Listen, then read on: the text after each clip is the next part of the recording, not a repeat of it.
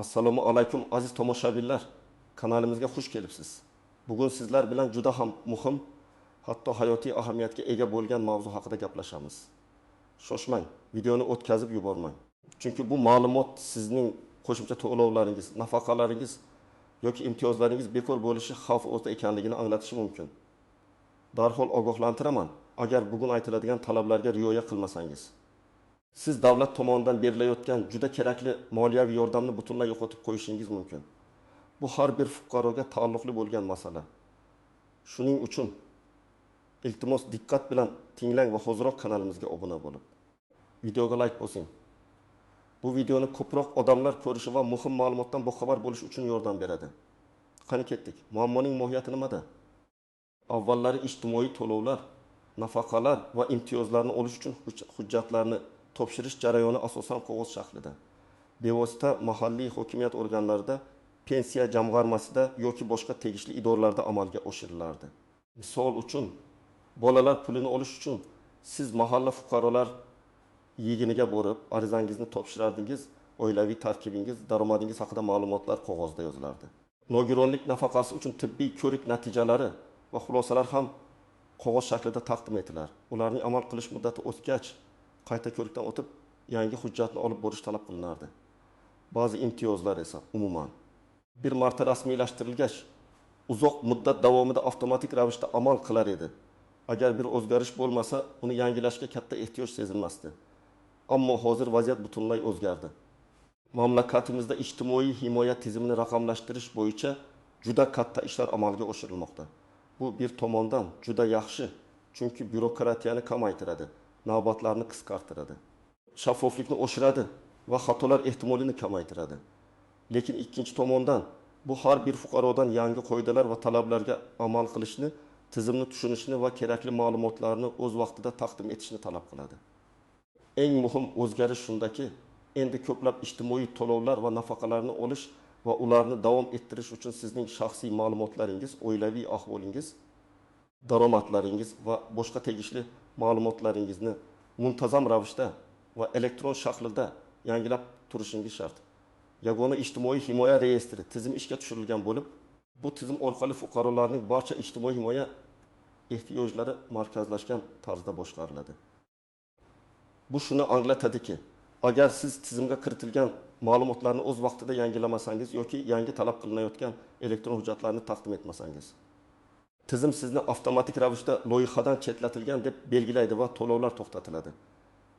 Oldin qog'ozni bir marta topshirib, uzoq vaqt unutib yuborish mumkin edi.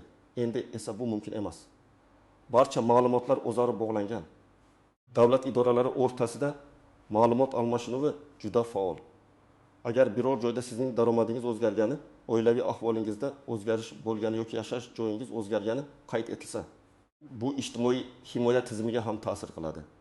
Shunday qilib, bugungi kunda asosiy muammo shundaki, odamlar bu o'zgarishlardan bexabar qolmoqda yoki ularni ahamiyatsiz deb bilib, o'z vaqtida zarur choralarni ko'rmayapti. Natijada esa avvalgi to'lovlar to'xtatilib, ular kutilmaganda moliyaviy qiyinchiliklarga duch kelmoqdalar. Batafsil tahlil, nimalarni bilish kerak, kimlar xavotirlanishi kerak va kimlar xavotirlanmasligi kerak. Avvalo, shuni ta'kidlash kerakki, bu yangi tizim asosan fuqarolarga ijtimoiy yordam ko'rsatishning shaffofligini oshirish va yordamni haqiqatda ehtiyojmand oilalarga yo'naltirish maqsadida joriy etilgan. Shuning uchun agar siz davlatdan biron bir qo'shimcha to'lov, nafaqa yoki imtiyoz olayotgan bo'lsangiz, demak bu mavzu sizga bevosita tegishli. Nimalarni bilishingiz kerak? Asosiy narsa bu muntazam yangilash majburiyati. Endi sizning ahvolingiz bir marta tekshirilib, keyin unutilmaydi. Davlat organlari sizning oilaviy tarkibingiz, daromadingiz, yashash sharoitingiz va boshqa tegishli ma'lumotlaringizni ma'lum bir muddatda, odatda 6 oydan 12 oygacha yangilab turishingizni talab qiladi. Bu yangilanishlar asosan elektron tizimlar orqali, ya'ni MyGov, uz portali yoki mahalliy ijtimoiy himoya bo'limlarining elektron resurslari orqali amalga oshiriladi. Kimlar xavotirlanishi kerak? Bir bolalar puli, ya'ni 12 yoshgacha bo'lgan bolalar uchun nafaqa oluvchi oilalar. Siz oilaviy tarkibingiz, barcha oila a'zolarining daromadlari va yashash sharoitingiz haqidagi ma'lumotlarni ma'lum bir davriylikda tasdiqlab borishingiz shart. Aks holda nafaqa to'xtatiladi. Masalan, Agar sizning oilangizning umumiy daromadi bir yil ichida belgilangan me'yordan oshib ketsa-yu, siz buni tizimga kiritmasangiz, tizim o'z avtomatik tekshiruvlari orqali buni aniqlashi va nafaqa berishni to'xtatishi mumkin. Yoki aksincha biror oila a'zosining ishdan ketishi yoki oila ahvolidagi o'zgarishlar, masalan, ajralish, yangi farzand tug'ilishi nafaqa miqdorini oshirishi mumkin bo'lsa-yu, siz buni bildirmasangiz, o'zingizga tegishli bo'lgan qo'shimcha mablag'ni ola olmay qolasiz. Nogironlik nafaqasi yoki pensiyasi uchun qo'shimcha to'lovlar oluvchilar. Agar sizning nogironlik guruhiniz ma'lum muddatga belgilangan bo'lsa va siz muntazam ravishda tibbiy ko'rikdan o'tib, yangi xulosa olishingiz shart bo'lsa, endi bu xulosaning elektron versiyasi ham tizimga kiritilishi juda muhim. Agar tibbiy xulosaning amal qilish muddati o'tsa va u tizimda yangilanmasa, qo'shimcha to'lovlar to'xtatiladi. O'ylab ko'ring, tibbiy ko'rikdan o'tdingiz, xulosa qog'ozini oldingiz, lekin uni ijtimoiy himoya bo'limiga topshirishga shoshilmadingiz. Agar bu xulosa tizimga kirmasa, siz uchun pul ajratilmaydi. Kam ta'minlangan oilalarga uy-joy kommunal to'lovlari bo'yicha beriladigan subsidiyalar oluvchilar. Bu turdagi imtiyozlar ham oilaning daromadi va tarkibiga bog'liq. Agar sizning daromadingizda o'zgarish bo'lsa yoki oila a'zolari soni kamaysa, ko'paysa, bu haqida ma'lumotni tizimga kiritish zarur. Aks holda subsidiya bekor qilinishi mumkin. To'g'ri.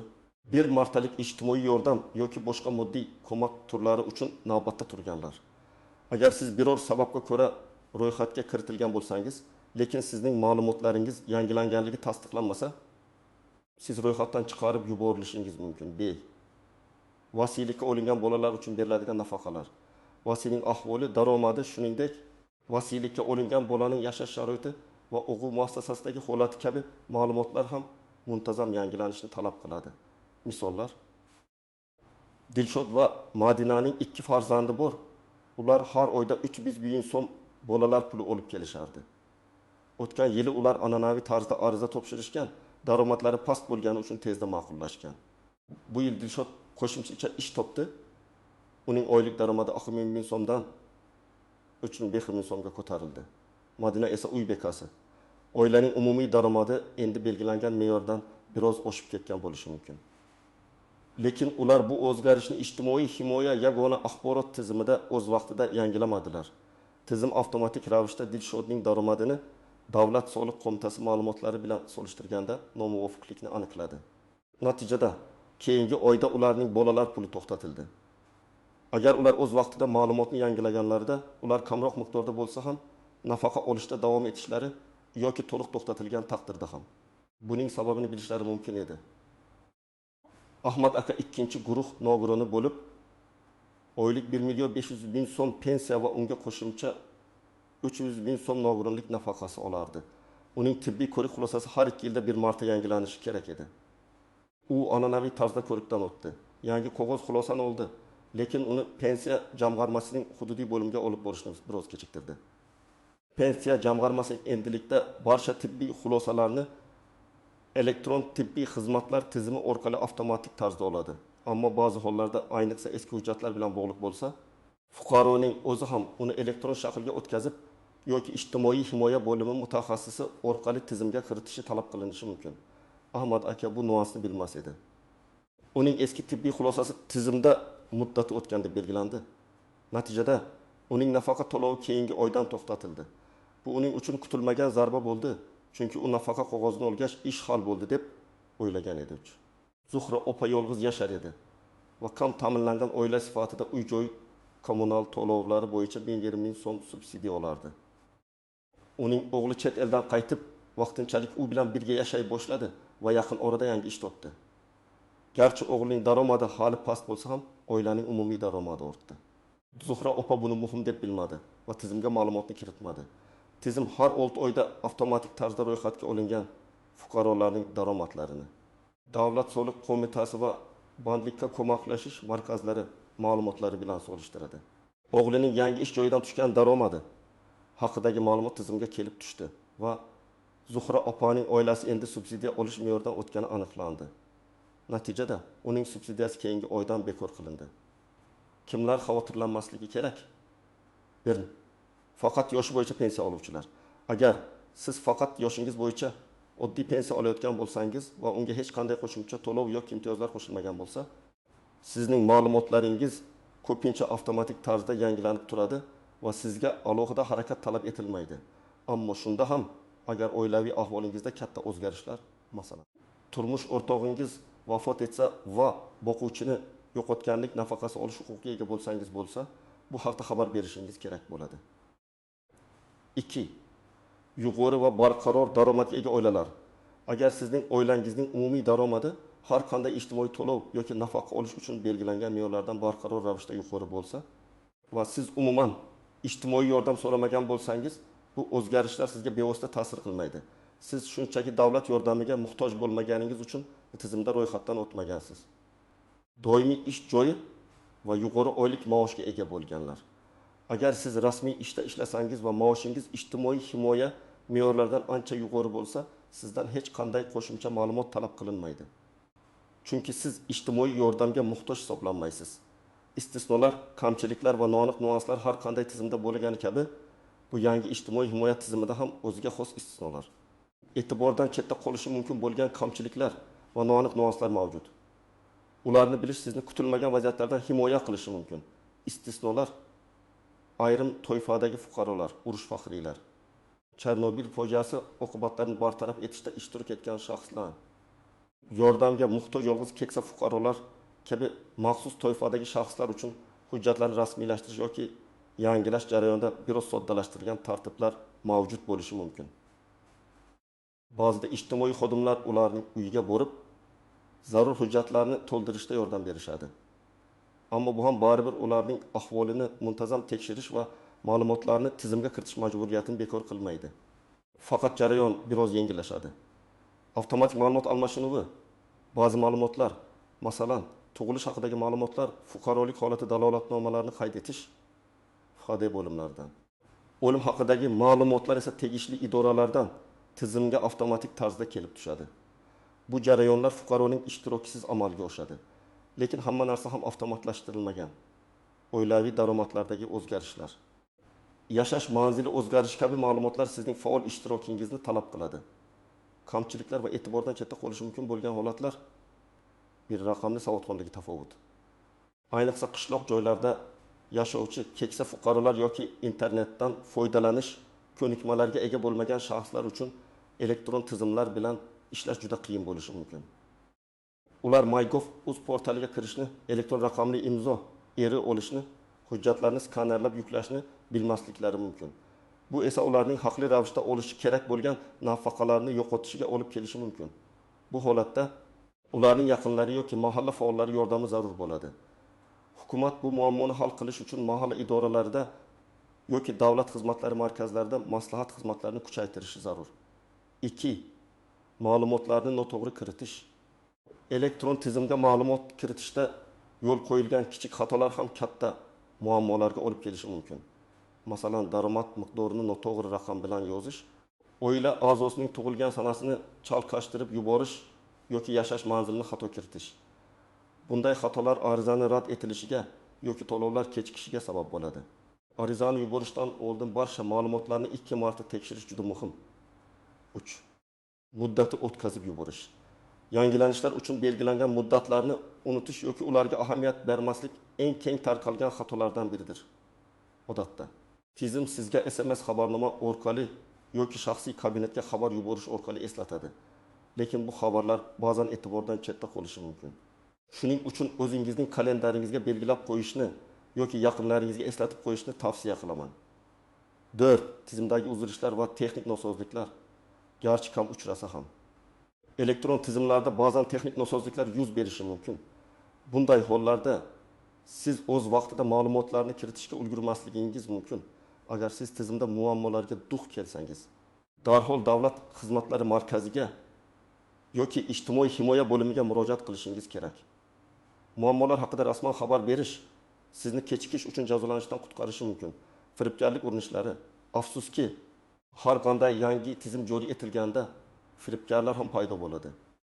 Ular o'zlarini ijtimoiy xodimlar yoki davlat organlari vakillari deb tanishtirib, sizning shaxsiy ma'lumotlaringizni, bank karta raqamlaringizni so'rashi mumkin. E'tiborli bo'ling. hech qachon shaxsiy ma'lumotlaringizni yoki bank karta rekvizitlaringizni begonalar bilan bo'lishmang. Barcha rasmiy jarayonlar faqat davlat organlarining rasmiy saytlari yoki shaxsan davlat xizmatlari markazlari orqali amalga oshiriladi. Noaniq nuanslar. Daromad tushunchasining o'zgarishi, ilgari norasmiy daromadlar, masalan, chet eldagi qarindoshlardan keladigan pul o'tkazmalari, vaqtinchalik xizmatlardan olingan daromadlar ko'pincha hisobga olinmas edi. Endilikda ijtimoiy himoya tizimi bunday daromadlarni ham, agar ular aniqlansa, oilaning umumiy daromadiga kiritishi mumkin. Bu esa sizning kam ta'minlanganlik darajangizga ta'sir qiladi. Muntazam o'zgaradigan me'yorlar. Ijtimoiy to'lovlar uchun belgilangan kam ta'minlanganlik me'yorlari yoki boshqa talablar davriy ravishda qayta ko'rib chiqilishi mumkin. Bu masalan, minimal iste'mol sarflari miqdorining o'zgarishi yoki inflyatsiya darajasi bilan bog'liq bo'lishi mumkin. Siz bu o'zgarishlarni kuzatib borishingiz kerak. Yolg'on ma'lumot berish oqibatlari. Agar siz tizimga ataylab noto'g'ri yoki yolg'on ma'lumotlarni kiritsangiz va bu keyinchalik aniqlansa, siz nafaqat to'lovlardan mahrum bo'lasiz. Balki ortiqcha olingan mablag'larni qaytarishingiz va hatto qonunchilikda belgilangan javobgarlikka tortishingiz mumkin. Bu juda jiddiy oqibatlarga olib keladi. Pratik maslahatlar. Tomoshabin nima qilish kerak? Xo'sh, agar siz yuqorida aytib o'tilgan toifaga kiruvchi shaxs bo'lsangiz va qo'shimcha to'lov yoki nafaqalar olayotgan bo'lsangiz, nima qilishingiz kerak? Qadam-baqadam ko'rsatmalar. Birinchi qadam. O'zingiz olib turgan nafaqalar va imtiyozlar turini aniqlang. Avvalo, siz qaysi turdagi ijtimoiy yordamni olayotganingizni aniq bilishingiz kerak. Bolalar pulimi? Nogironlik nafaqasi yoki pensiyaga qo'shimcha to'lovmi? Boquvchisini yo'qotganlik nafaqasimi? Uy-joy, kommunal to'lovlari bo'yicha subsidiyami? Boshqa turdagi moddiy yordammi? Har bir tur uchun o'ziga xos talablar va yangilash muddatlari bo'lishi mumkin. Ikkinchi qadam, rasmiy manbalarni tekshiring. Ishonchli va dolzarb ma'lumotlarni faqat rasmiy manbalardan oling. Bular MyGov, yagona interaktiv davlat xizmatlari portali. Bu eng asosiy platforma. O'zbekiston Respublikasi Ijtimoiy himoya vazirligining rasmiy veb-sayti. O'zbekiston Respublikasi Pensiya jamg'armasining rasmiy sayti. Bu saytlarda siz o'zingizni qiziqtirgan barcha savollarga javob topishingiz, tegishli qonun hujjatlari va tartiblar bilan tanishishingiz mumkin. Ba'zi to'lovlar uchun qachon va qanday yangilash kerakligi haqidagi aniq ko'rsatmalar ham shu yerda joylashtiriladi. Uchinchi qadam, kerakli hujjatlarni tayyorlang. Yangilash jarayoni uchun quyidagi hujjatlarning elektron nusxalari, skaner qilingan yoki sifatli fotosuratlar kerak bo'lishi mumkin. Pasport o'zingizniki va oilaning voyaga yetgan a'zolarniki. Tug'ilganlik haqidagi guvohnomalar bolalarniki. Nikoh guvohnomasi yoki nikoh bekor qilinganligi haqidagi guvohnoma. Daromadlar haqida ma'lumot, ish joyidan ma'lumotnoma, soliq organlaridan ma'lumotnoma. Agar norasmiy daromadlar bo'lsa, ularni ham imkon qadar aniq ko'rsatish tavsiya etiladi. Tibbiy ma'lumotnomalar. Agar nogironlik nafaqasi olinsa yoki boshqa tibbiy asosdagi yordam bo'lsa, bank hisob raqami, plastik karta raqami ma'lumotlari. Barcha hujjatlar yangi va amal qilish muddati o'tmagan bo'lishi shart. 4. qadam. Ma'lumotlarni qayerga va qanday kiritish kerak? Onlayn usul eng qulay va tezkor. MyGov.uz portaliga kiring. Agar ro'yxatdan o'tmagan bo'lsangiz, ro'yxatdan o'ting. Buning uchun sizga elektron raqamli imzo, eri yoki mobil raqamingiz orqali identifikatsiya kerak bo'ladi. Eri davlat xizmatlari markazlarida olinadi. Yoki yagona interaktiv davlat xizmatlari portali orqali onlayn olish imkoniyati ham mavjud. Shaxsiy kabinetingizga kiring. Ijtimoiy himoya bo'limini toping. O'zingizga tegishli xizmatni tanlang. Masalan, bolalar nafaqasi yoki moddiy yordam. Talab qilingan shaxslarni to'ldiring. Barcha ma'lumotlarni diqqat bilan kiritib chiqing. Tayyorlagan hujjatlaringizning elektron nusxalarini yuklang. Arizani yuborishdan oldin barcha ma'lumotlarni sinchkovlik bilan tekshiring. Davlat xizmatlari markazlariga murojaat.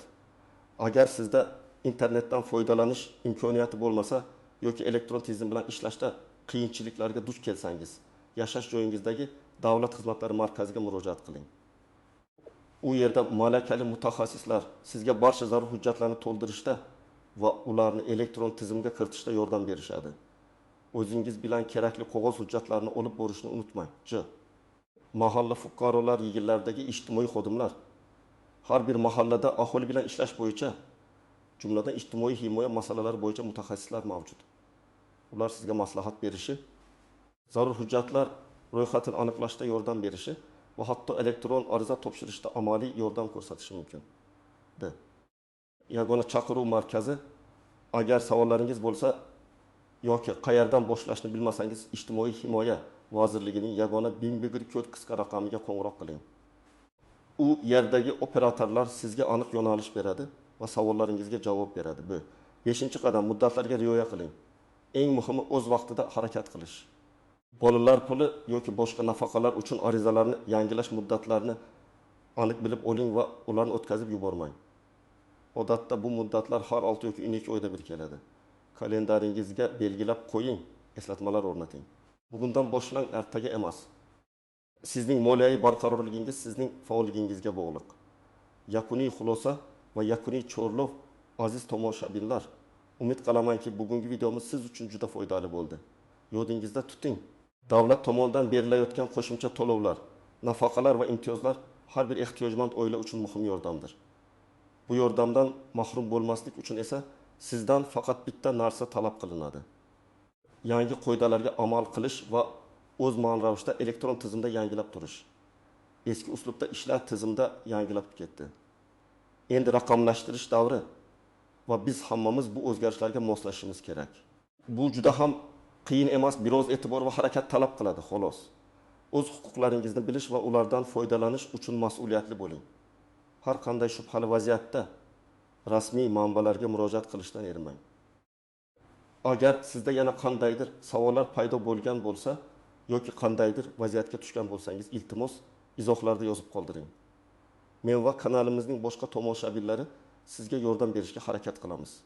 Videoni o'z do'stlaringiz va yaqinlaringizga ham ulashing. Chunki bu ma'lumot ularga ham zarur bo'lishi mumkin. Kanalimizga obuna bo'lishni va ushbu videoga like bosishni unutmang. Sizning qo'llab-quvvatlashingiz biz uchun juda muhimdir. E'tiboringiz uchun rahmat. Keyingi videolarda ko'rishguncha